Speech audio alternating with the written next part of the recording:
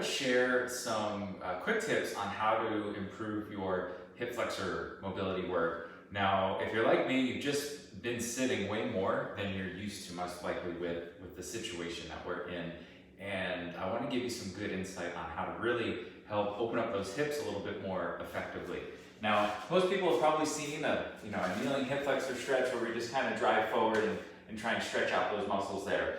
Now, if I see somebody driving this far forward, I know there's two things going on, one of two things going on.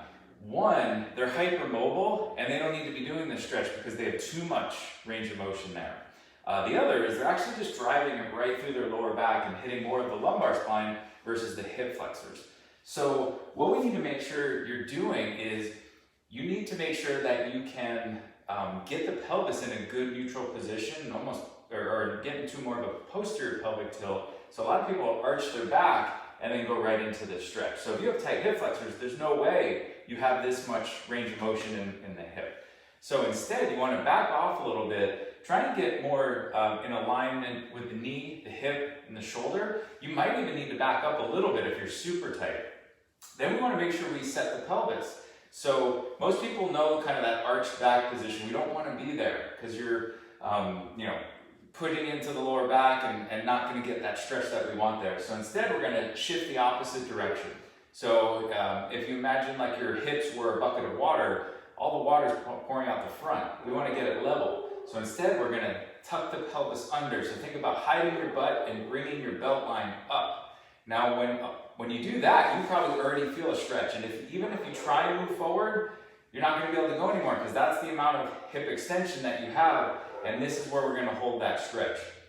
So just make sure that if you do try and move forward a little bit, you're not just dumping the water out, dumping that pelvis and trying to get more range of motion than you actually have. So keep that hip position and only go as far as you can maintain that position. It's nice to sometimes have something like a dowel rod. If you have this stick out in front of you and you push it into the floor, that's going to help engage that core, which is going to lock into that hip position there. So this is a great way to hold that hip flexor stretch versus just letting go and trying to yank on that joint too much.